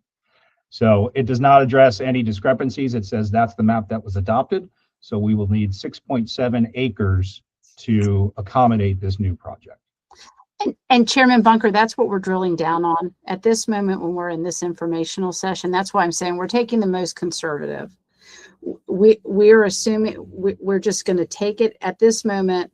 We're taking this as the map exists today, but we are going back, and it has been a lengthy process, longer than we anticipated, to get the information, because some of this is in archives, and the archives has been wonderful, but it is a long process as we pull the files together to try and truly document what happened. As Mike said, we have an idea. We believe that, but we don't want to come before you and affirmatively state something that we cannot back up with documentation. So to your point, could we come back with different information? Absolutely. I don't want to mislead the commission, but in working with staff at this moment, we just decided, in fairness to the commission and the town and the public, we'll go forward as if it is the 5 plus or minus acres with the additional growth allocation until we can bring better information to you. Thank you. Anybody else have any questions? Commissioner Fisher or Chair Fisher? I'm sorry. Thank you, Steve. I'm just full of questions today. I want to say how much I appreciate Sue and Mike and Mark's patience being last on the agenda today on a full meeting. Thank you for waiting us out. I have 2 questions. I'll just ask them both, and then whoever's best equipped to answer them. First, on the public access point, you mentioned that the boardwalk that the access would connect to is not currently constructed in the vicinity of the project. So I'm wondering what your vision is for ensuring that, let me back up. What happens at the time of development, given that the boardwalk is not extended, there's nothing to connect to? Are you all setting aside property only? Are you setting aside property and funds to construct something? Are you constructing something to a certain point that the town would then pick up later? Just trying to understand what the nature of the public access provision at the time of development would be.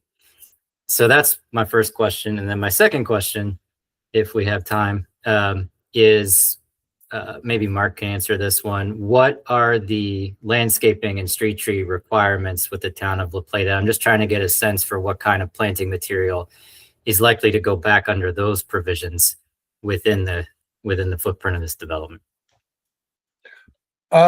Mike, you could probably come in on the back end of this. To answer your first question, the only real, because we haven't gotten into the design at this point, everything is just conceptual. So other than working with Mike to make sure that we have the access that we need, we have not done anything else relative to design wise, what that would look like relative to the new boardwalk or the boardwalk extension, as well as the development of the property, and sort of the same things with the plantings. I mean, I'm ill prepared to answer the second part of your question right now. I can take, I can expand, I think a little bit on Mark's answer as far as, what is this going to look like day one as far as the public access goes? What we're showing right now is, the parking, it's just a handful of spaces and, a trail down to the water so the folks can get down to the water. Now, what that's going to do is sort of reserve that access point.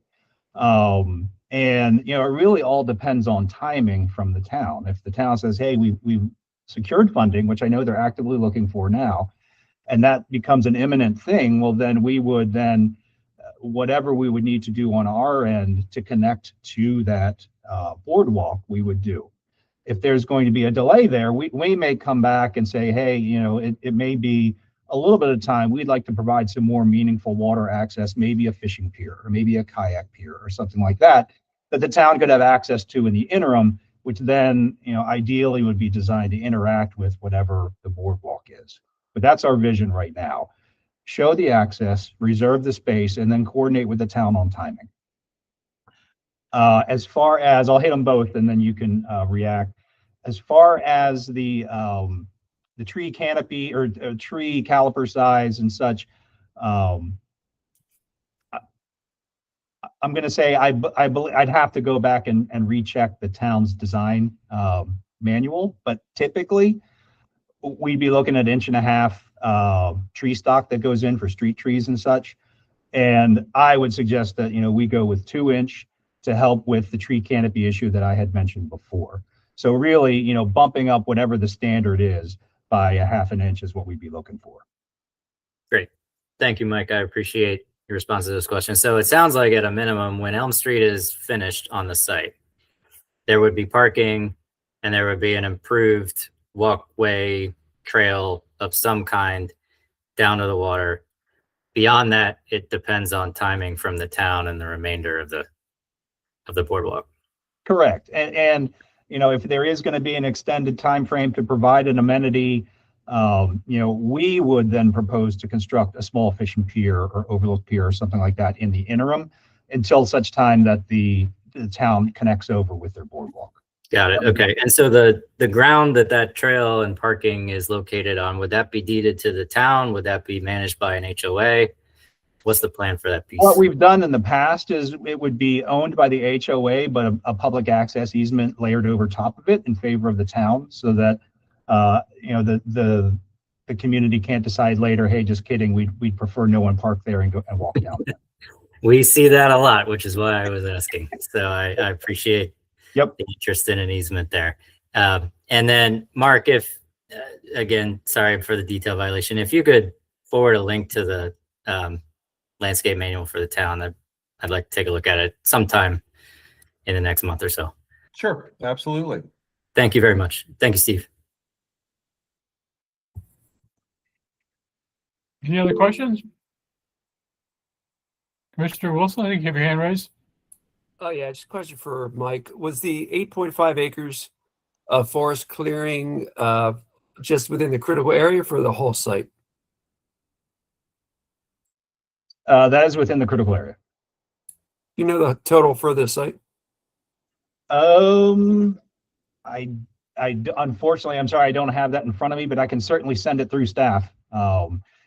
Most of it's probably order of magnitude another two acres or so, but I can get that number over to staff and get that over to you. Well, that's close enough. Yeah. Okay.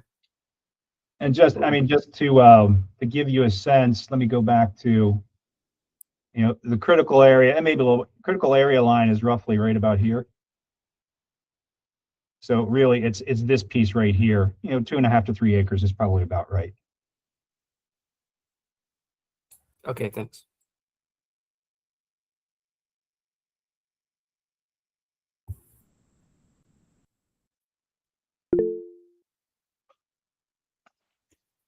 Let's see. Deborah, have your hand raised? I do, thanks. I have to admit, I did not make the August meeting because I was on vacation, so I've been trying to catch up to speed on this.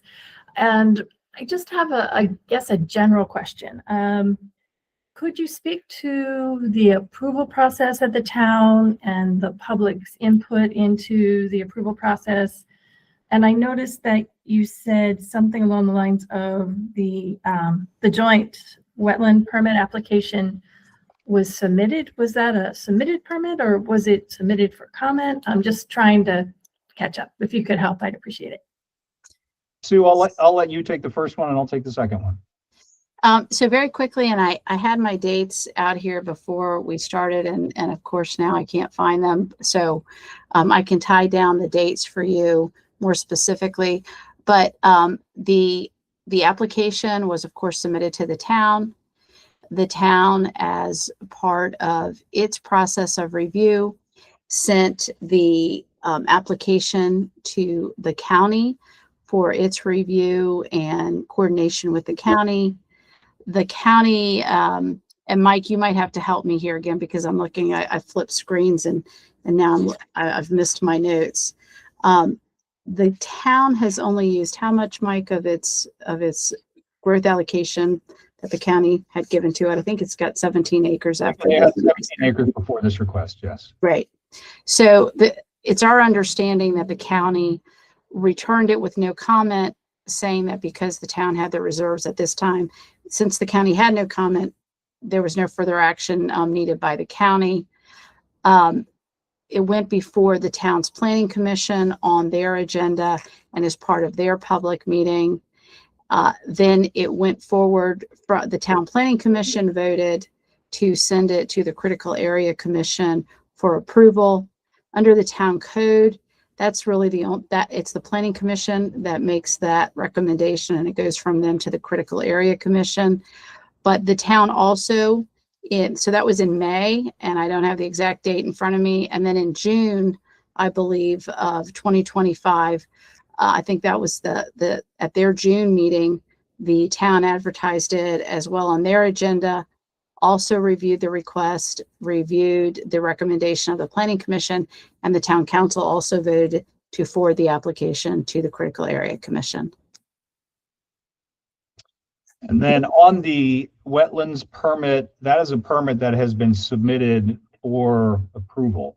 Now it's our understanding from the previous meeting that the commission is going to look to make sure that, if not, the permit may not be issued. Ideally, it is issued already, but if not, that we have clear feedback from MDE and the Corps that it is an approvable permit.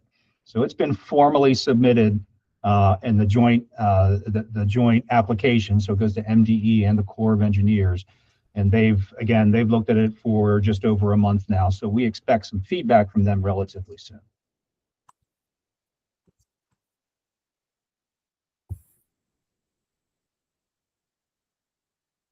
Any other questions?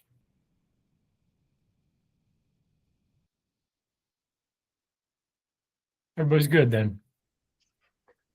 Great. So Steve, I think I might have seen a hand from Catherine. I'm not saying it, but She had a chat. Oh, I okay. apologize. I have to log off for another meeting. Please let me know if there's any follow-up needed from me.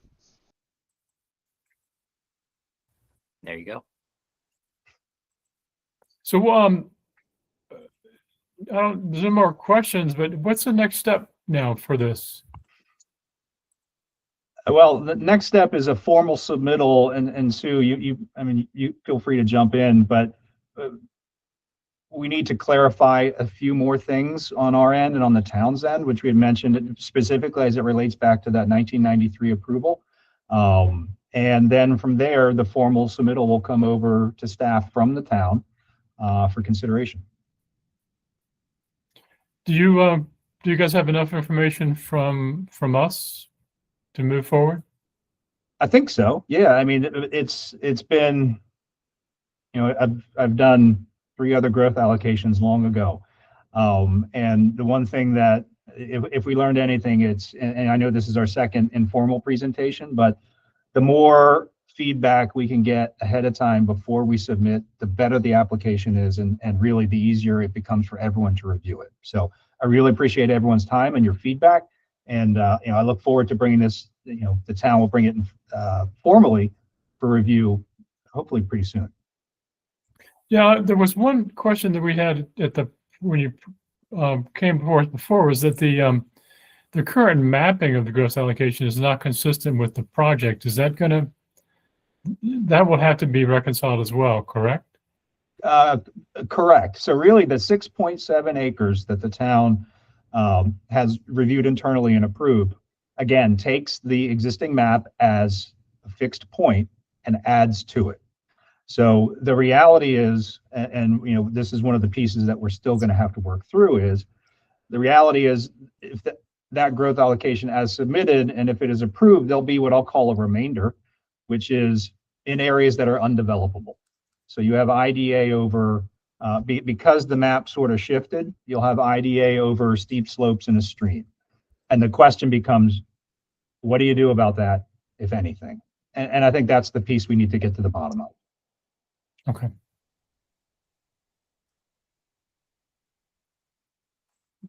All right, if there's no more questions, I think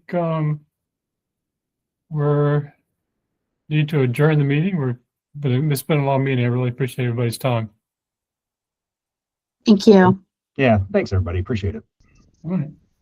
Well, thanks everybody, and we'll see you at the commission meeting next week. Thank you. Thank you. Thank you. Talk to you soon. Thanks.